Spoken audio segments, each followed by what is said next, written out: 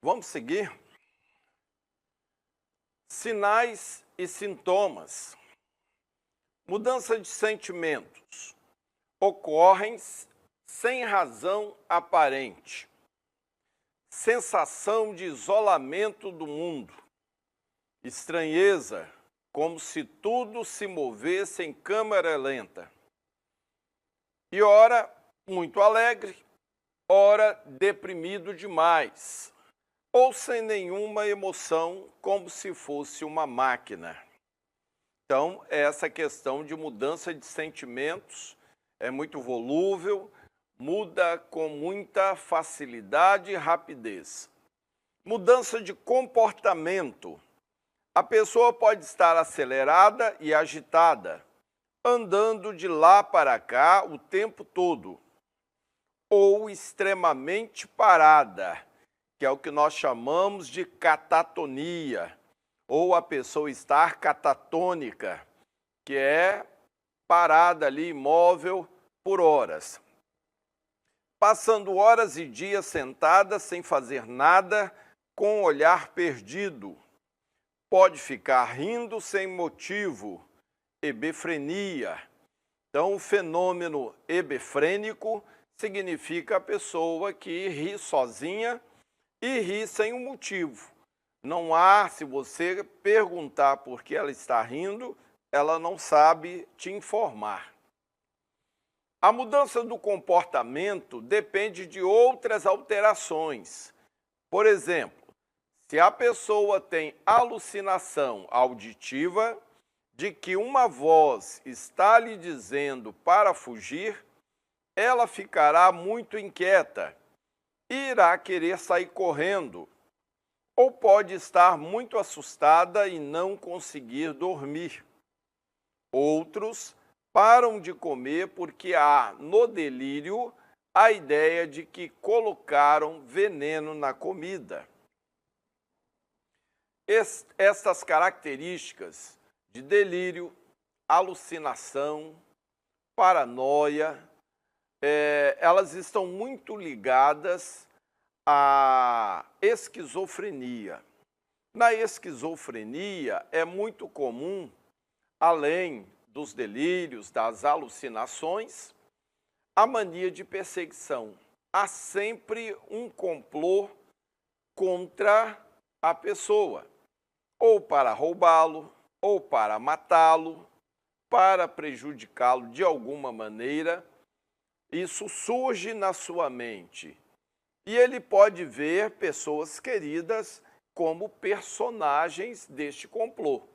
Então, isso é muito comum na mente do esquizofrênico. Já no caso de um bipolar 1, que é a manifestação mais grave da bipolaridade, ou um borderline, quando ele está surtado, é possível também haver algum delírio, alguma alucinação, mas só naquele momento do auge do surto. O esquizofrênico, ele já pode manifestar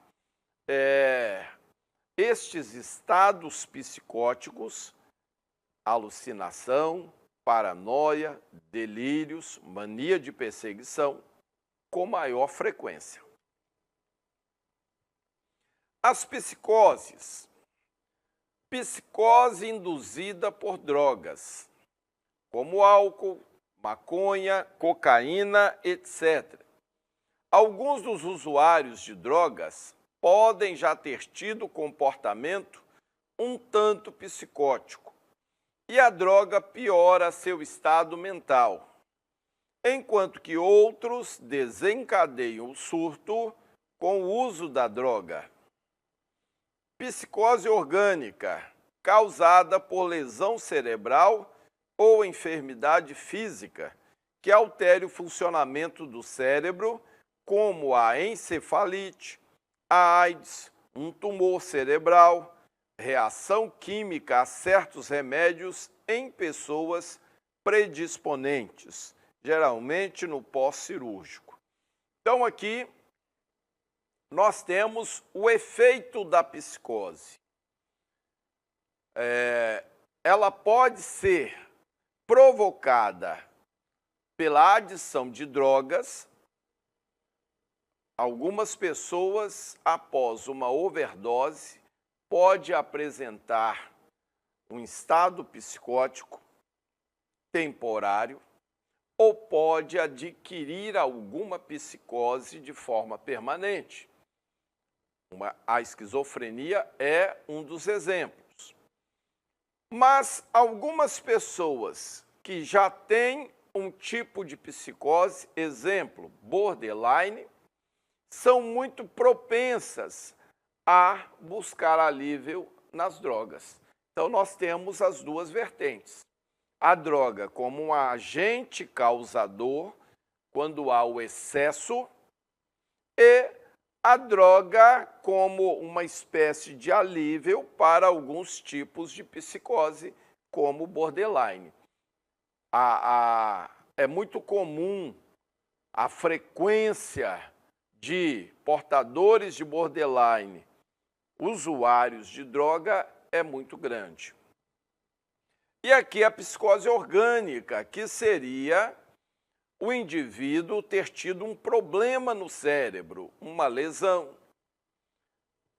A questão da overdose química, através de medicamentos muito fortes, pode trazer determinado dano ao cérebro.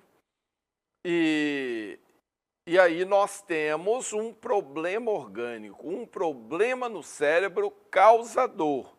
Então, a AIDS, um tumor cerebral, geralmente tumores no cérebro, a maioria deles, por serem muitas vezes indolor, o comportamento, a alteração comportamental é que denuncia. Ou o indivíduo passa a ter um comportamento estranho, anormal, ou ele pode convulsionar, denunciando o tumor. Encefalite, fortes dores de cabeça, podem denunciar o surgimento de uma psicose. Por exemplo, a inflamação nas meninges pode trazer essa forte dor de cabeça, encefalite, e na sequência vir algum tipo de psicose. E aqui a questão dos remédios, como aqui foi comentado já, podem trazer uma psicose temporária no pós-cirúrgico. Durante aquele período que o indivíduo está tomando determinados medicamentos, ele pode apresentar um comportamento psicótico. Não quer dizer que ele tenha um transtorno dessa área de psicose. Depois que ele parar o uso daquele medicamento, ele volta ao normal. Psicose reativa breve. Sintomas aparecem de forma súbita, em resposta a um evento muito estressante para uma pessoa muito sensível. A pessoa recupera em poucos dias. Esquizofrenia, quando há mudanças psicóticas por pelo menos 6 meses. Atinge 1 em cada 100 pessoas. Há diferentes tipos, como a paranoide, a hebefrênica, catatônicas e simples. Então, essa psicose reativa breve é um comportamento psicótico reativo a algo que aconteceu. Exemplo, o luto. Um luto inesperado pode trazer um comportamento psicótico reativo ao luto. A participação num acidente de grande monta, uma catástrofe, coisas assim podem abalar o nosso estado emocional e reativamente apresentarmos um estado psicótico. Então, por isso, uma psicose reativa, porque está reagindo a um acontecimento, e é breve, porque você vai se recuperar dentro de pouco tempo. E a esquizofrenia, que aí não tem nada de breve. A esquizofrenia é a mais incapacitante patologia mental que há. E com um grande problema. Além de não ter cura, não se tem como deter o seu avanço. No máximo, a medicina conseguiu atrasar o processo. É como se uma pessoa que foi desencadeado do transtorno de esquizofrenia, se ele não for medicado, a doença está indo a 100 por hora. Quando a medicação correta, aplicada, dosagem, tudo de forma correta, você reduz de 100 quilômetros para 20, para 15. Mas ela continua progredindo, infelizmente. Os surtos vão surgindo com maior frequência, com uma duração maior, até lá na frente o surto permanecer. A pessoa surtar e não conseguir voltar. Tipos de neuroses. Bom, nós vimos sobre neurose, o que é, psicose, o que é, as diferenças. Psicose, eu tenho um problema no cérebro, parte física, lesão, disfunção, uma anomalia, um problema genético, um problema de má formação. Então, mas eu tenho um problema que eu posso diagnosticar no exame. Neurose, eu não tenho problema no cérebro, eu tenho no funcionamento mental. É como se fosse o programa. A mente não está funcionando bem e está ligado a defeitos cognitivos que geraram esse mau funcionamento. Então, já vimos esta diferença. Neuroses, nossa área, psicanalista, psicólogo. Psicose, área médica, neurologista e psiquiatra. Agora nós vamos ver alguns tipos de neurose, para que você já vá se identificando com os termos.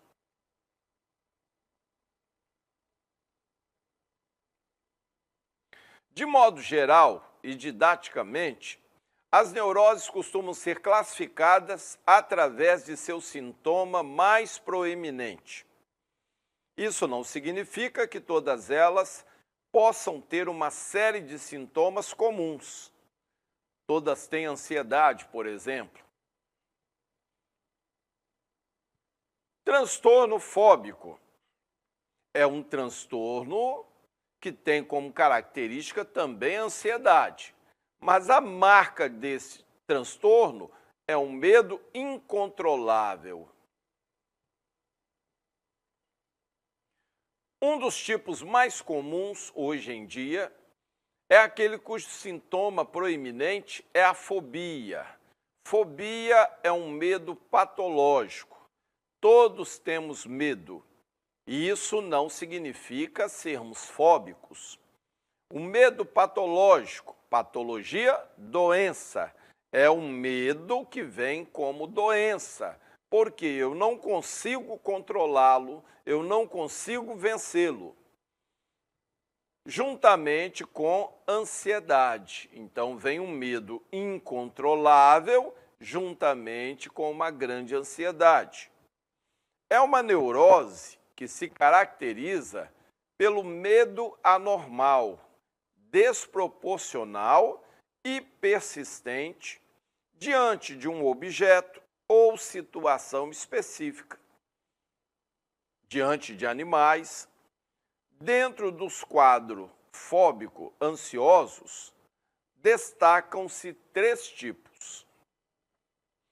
Primeiro, medo fóbico de lugares específicos. Então, uma pessoa pode ter o medo de um tipo de lugar, de um tipo de ambiente. Segundo, medo de ser visto e avaliado por outras pessoas, fobia social. E terceiro, Medo fóbico de determinados objetos ou determinados animais, insetos, que são as fobias específicas. Em qualquer tipo de fobia, sempre está presente uma sensação de desamparo. Existe uma permanente simbolização e deslocamento da ansiedade. Uma lembrança terrorífica remete a outra. Exemplo: uma fobia do escuro pode estar associado ao medo primitivo de perder o contato com a mãe. Crianças que tiveram carências, momentos longos sem a presença da mãe e sentiram medo, inclusive de perder essa presença da mãe, elas podem, na fase adulta, desenvolver o medo do escuro. Um aspecto importante é o que se refere à identificação da criança com a fobia de ambos os pais ou um deles. Então, é comum, a fobia não é genética, mas, por ser cognitiva, a criança observa o que é o medo dos pais e aí manifesta isso. Vou te dar um exemplo. Uma das fobias mais comuns é o medo de baratas. De onde vem isso? A criança, antes de ter o contato com a barata, ela não tem medo algum de barata. Se ela encontrar uma barata morta, ela vai pegar pela antena e vir mostrar à mãe o que encontrou. Não há o mínimo medo da barata. Mas se quando ela for fazer isso, a mãe gritar, se apavorar, mandar ela jogar aquilo fora, talvez até subir numa cadeira, o que ela está fazendo com a criança?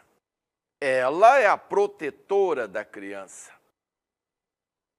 Se a criança observa o pai ou a mãe com medo de alguma coisa, instintivamente ela adota a mesma reação de medo. Então, o medo de barata e o medo de algumas coisas nós podemos herdar de nossos pais, mas não num processo genético. O processo é cognitivo. Em algum momento do seu desenvolvimento, você viu seu pai ou a sua mãe manifestarem medo de alguma coisa. Como eles são seus protetores, é natural que você tenha medo. Você adota o medo como autopreservação. Você entende que aquilo é perigoso. Em relação ao caráter fóbico, cabe destacar dois aspectos. Primeiro, um permanente estado de alarme. A pessoa está sempre alerta, esperando algo ruim acontecer. 2, uma constante atitude de fuga, que aparece de duas formas. Uma atitude passiva e a conduta contrafóbica. Então, a atitude passiva é quando a pessoa apenas mantém distância, com medo de alguma coisa. A conduta contrafóbica é quando, então, ela se evade do lugar, ou ainda, ela tem um ataque desnecessário, desproporcional, como, por exemplo, uma aranhazinha insignificante, e ela pegar uma vassoura, pegar algo grande para tentar matar. Essa desproporção no instrumento que ela está usando para matar algo tão insignificante é uma resposta do seu próprio medo. Fobia social.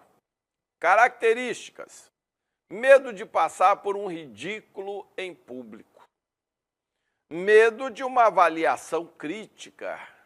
o que vão pensar, como estão me avaliando. Fobia de falar em público, de reuniões, de comer ou beber em público.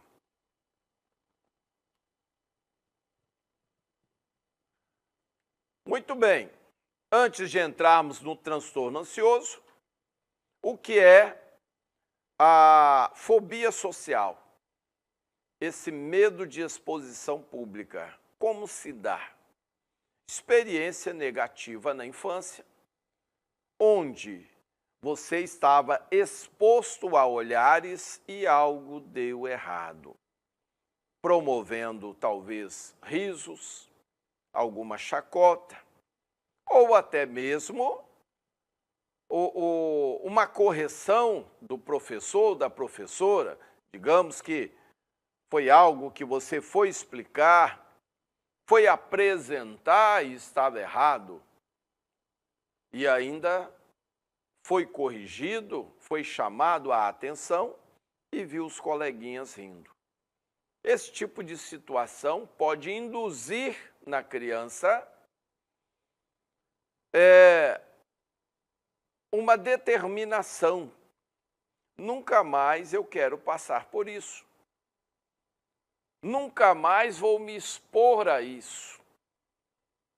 E ela, a partir dali, começa a evitar esse tipo de exposição. Pode até lá na frente, o dia que todos tiverem que apresentar algo na frente, ela amanhecer com dor de cabeça, com algum sintoma de enfermidade para não ir na aula naquele dia. E isso faz parte do fenômeno psicossomático. É o cérebro induzindo alguma alteração fisiológica como mecanismo de defesa, porque você determinou que não quer passar por aquilo de novo. Os anos se passam, mas o seu cérebro continua sempre te preservando de passar por aquilo de novo. Nasceu a fobia social. O medo da exposição pública, dos olhares convergindo para você, mesmo agora adulto, mesmo agora dominando o assunto que você deveria falar. Já se criou um condicionamento, uma estratégia de fuga para que você não faça isso. E você vai repeti-la mesmo agora na fase adulta. Fobia social.